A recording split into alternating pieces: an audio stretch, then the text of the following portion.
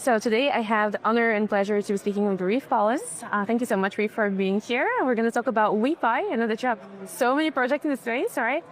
But yeah, we're going to be talking more about WeFi. Can you please give a quick introduction about the project?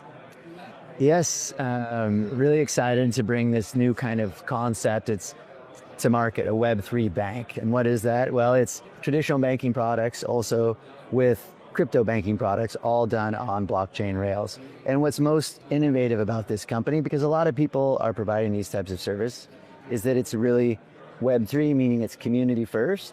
And you'll notice all the companies that I'm involved in have this central theme, which is ensuring we're delivering on the promise of Web3, that the network and the community, the people that put the value into the network are the ones that receive it.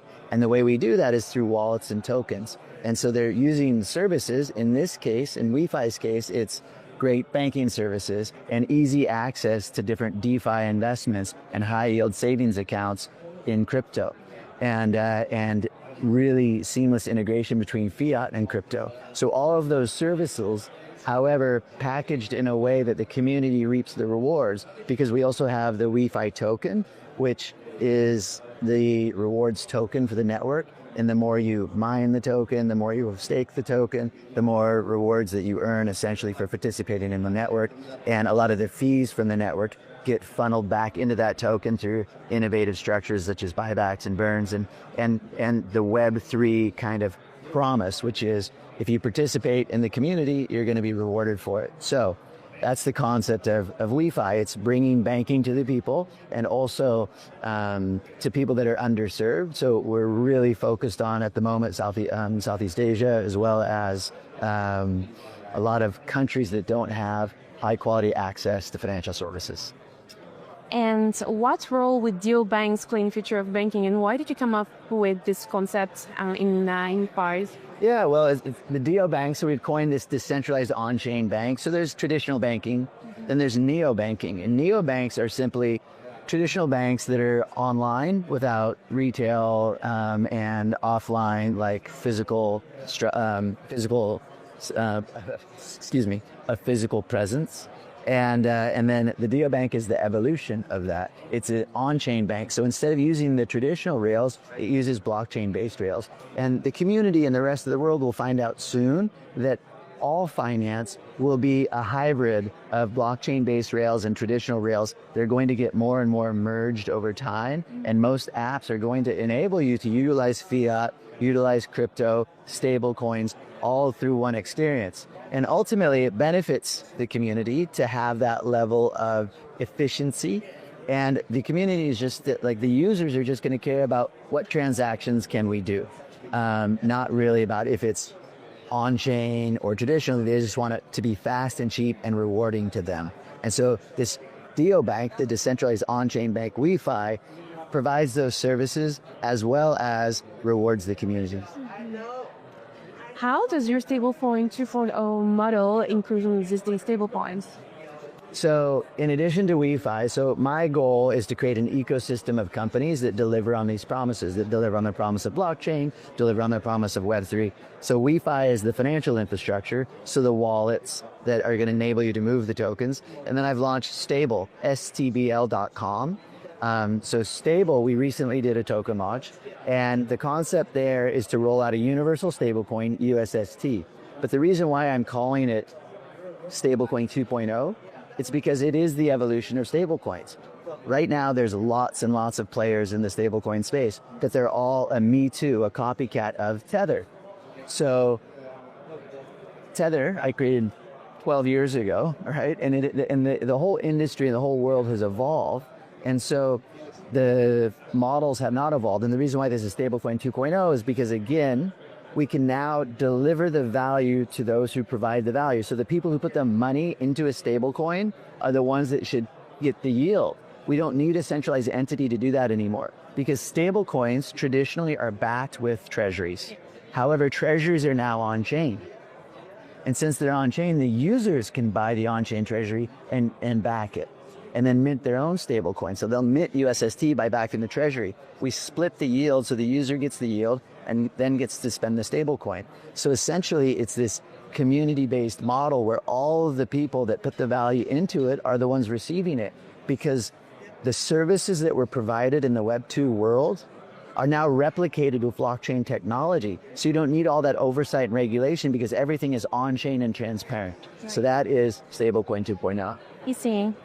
Next question. How should companies balance transparency with regulation and stablecoins? Well, again, with stable, it's easy to be completely transparent because 100% of our business and the interactions in the stablecoin infrastructure is on-chain. Yeah. So everything is transparent. All of the reserves are there, verifiable 100% of the time, and they're going to match the USST in circulation. And so it's going to be the easiest thing for regulators to regulate.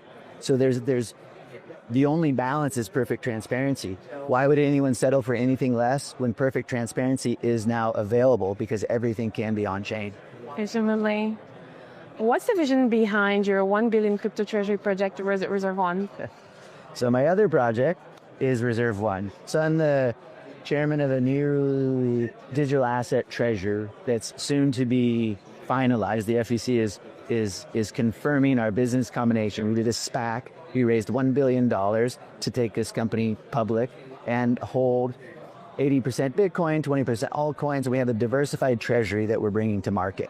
So for me personally, why I'm doing this, it's because it's delivering exposure to crypto to those people who haven't had it before. So the early adopters and people that understand wallets and are comfortable interacting with wallets, having their passwords, buying Bitcoin, there's a whole universe of those people, but it's actually small, as much as we'd like to think it's the whole world.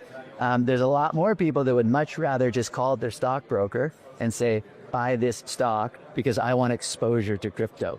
And Reserve One is bringing a diversified exposure to them, so they actually get really high quality and highly managed assets in their stock portfolio. So it's great for individuals, but really institutions who, even if they wanted to carry crypto on their balance sheet, they can't.